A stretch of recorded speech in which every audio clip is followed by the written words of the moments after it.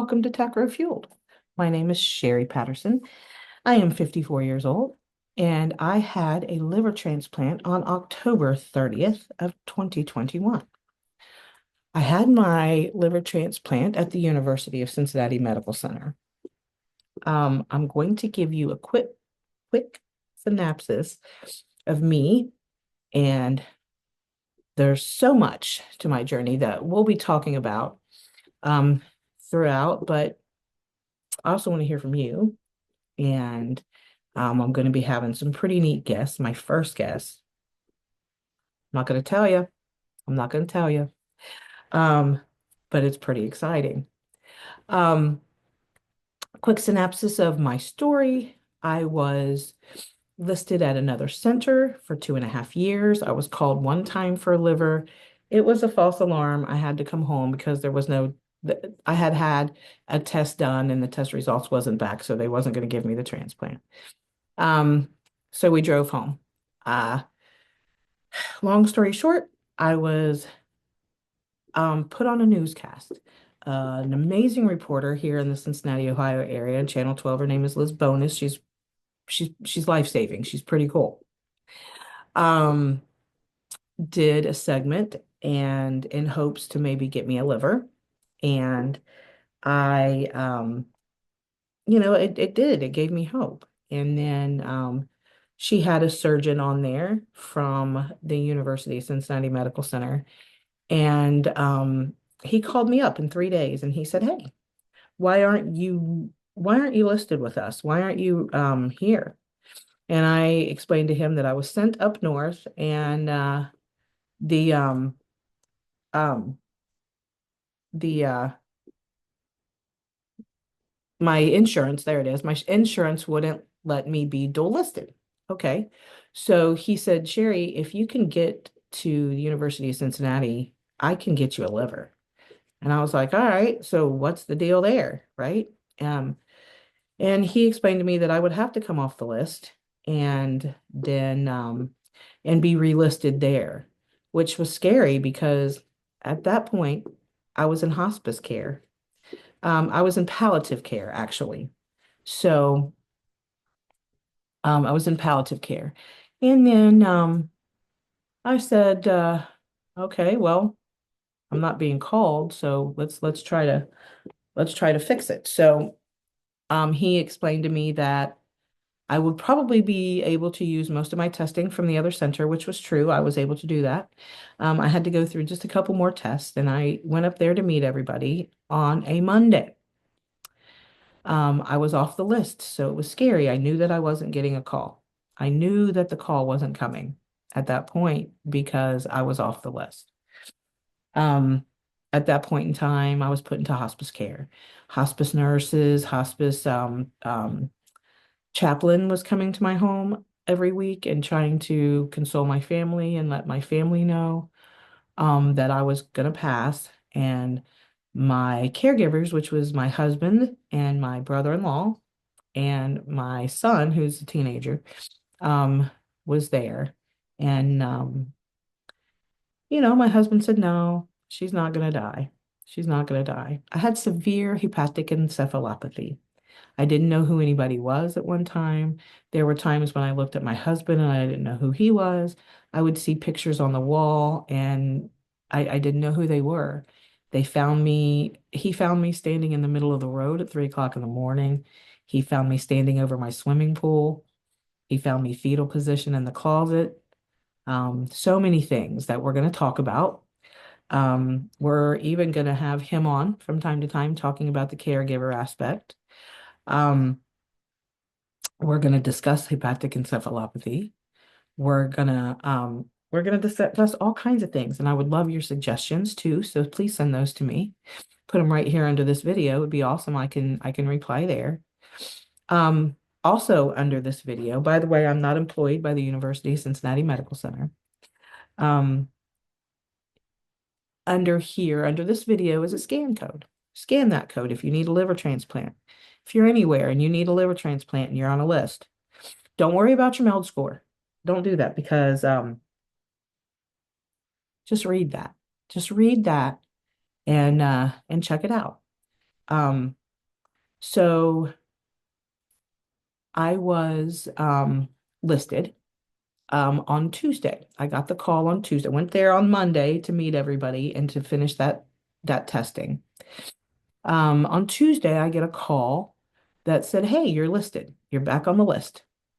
Um, okay, so now there's a chance that I could get a call. However, um, the disease had really settled in my body, and I was no longer able to. I hadn't been for over a year and a half able to use the restroom on my own. I had a Foley catheter for over 6 months. And then I switched to self-cathing every time. So I was a self-cather for over a year, and it was miserable. There were moments when I was waking up angry because I didn't want to wake up. The pain was unbearable. Um, the the bloating, all that comes with liver disease, the yellow skin, everything. And um I'll scroll a little couple pictures across here so you can see that I certainly was not as healthy as I am now. And that's all due to um actually me being on that news segment. It's all due to me being on that news segment and that reporter contacting that particular surgeon. It was all just orchestrated in divine timing. And he just took it upon himself to call me up. And then that's his exact words. I called her up. And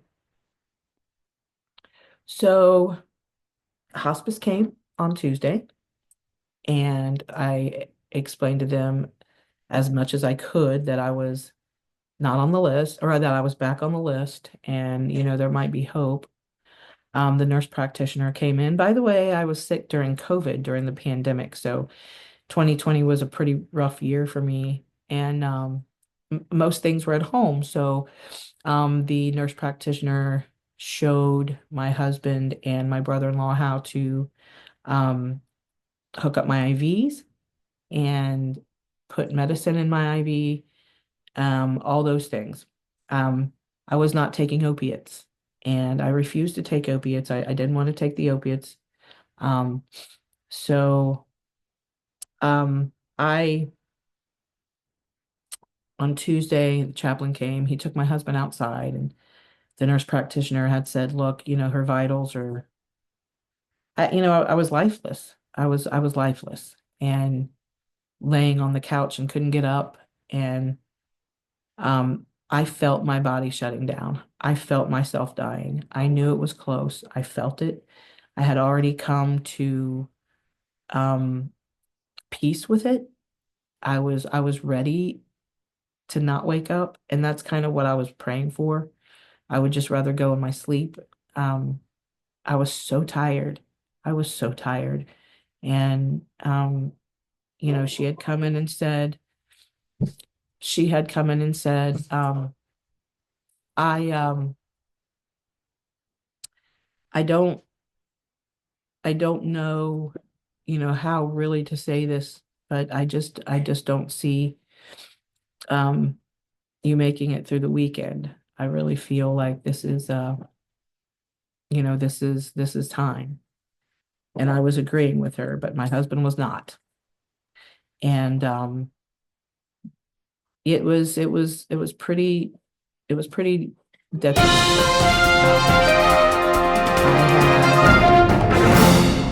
I was out of my head and had said some things, I'm assuming, to my mother, because we had had um, some type of disagreement.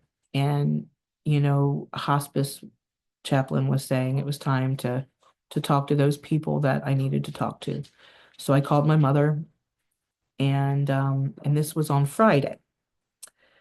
Uh, I got the call on Tuesday saying that I was backlisted, and I called her on Thursday, and asked her to come over on Friday.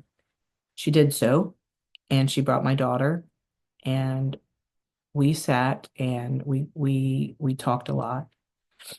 And we were in the laughing stage. We were laughing and just kind of I was in and out. I was in and out, but I was able to communicate pretty well. And we were talking. It was about 3 in the afternoon. The phone rang. My husband and my brother-in-law had went to the store. I um I answered the phone because you do that when you're listed, right? Answering the phone's important. So I answered the phone, and it was that very surgeon. And he had said to me, um, I have a liver offer for you. And on that on that Monday when I went to meet him, when I and everybody else, the rest of the staff, we do that when you get listed, you meet everybody on the team. And he came in the room and I recognized him, and I had said, okay, so when do you think you can get me a liver? And he said, look, I can have you a liver in 30 days or less. And I was like, okay, doc, but I'm not going to be here in 30 days. And he looked at me and he said, trust me. And I said, okay, what choice did I have, right? Um, so Friday, my mom was over, my daughter was over, my husband went to the store, the call came in. And he said, look, I'm not going to be there. Um, I'm out of town, but I wanted to call you personally and tell you that we had a liver offer for you. And look, it's a Hep C positive liver, but you need to um, make a decision whether you want the liver or not.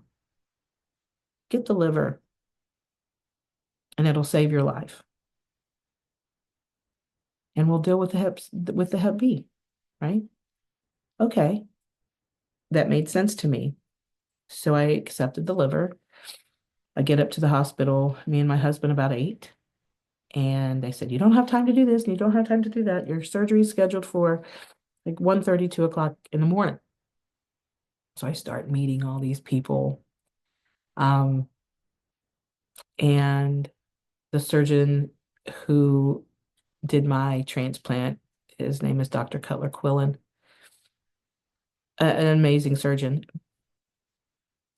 He was so confident, and that made me feel safe. Um, Having to deal with the hepatic encephalopathy, all the things that go with that. Um, at one point in time, I thought I was confused and I was hallucinating and I wasn't there. And I looked at my husband and I said, is this real? And he said, I don't know, because we had already been sent back once. And so I wasn't confident that it was going to happen that night. And I made it to the OR, and it happened. That was on Friday. Um, During my surgery, my from what my chart says, I'm 3 times the size of my donor. So my donor was young. And there was a little problem with fitting the bile duct. So they they did my liver transplant and they put me in recovery and kept me under anesthesia and with what they call a skin flap. They didn't sew me back up. They just put the skin flap back over with the bio things. I don't know what they do. Then they brought me back in the next day for the bile duct surgery. And so I woke up on Sunday, and the first thing I can remember was having to pee because I hadn't felt that in a couple years. So I was excited. And I said, I gotta go to the bathroom. And they said, you have a catheter. I'm like, no more catheters. I'm done. I gotta pee. But I had to lay there and accept the fact that I was going to be there for a couple more days. And when I expressed that to the nurse, I said, yeah, I'm just going to be here for a couple more days. She said, it was bells and whistles, I tell you. Um, and she said, oh, honey, you had a liver transplant. You're going to be here a minute. I said, okay. All right then. I felt like a new person. I felt like I was 12. I wanted to go. I could think clearly. There was no clouds. I knew who everybody was. I could pick up and use my phone. Like I was sore, right? I'd been cut in half. I was sore. I got a hockey stick, by the way, if y'all know what that means. Um, you know, I left the hospital on Thursday. I was in the hospital for 5 days after my transplant. And I came home and everything was fine. Everything was great. I was having problems with some things, so I had a couple procedures called ERCPs and went through a series of some stents. And at one point in time, I lost a stent, but we found it later. Um, Little fun fact. But it ended up that I had to go back in front of Dr. Quillen, who so graciously wanted to see my artwork that he had made on my stomach.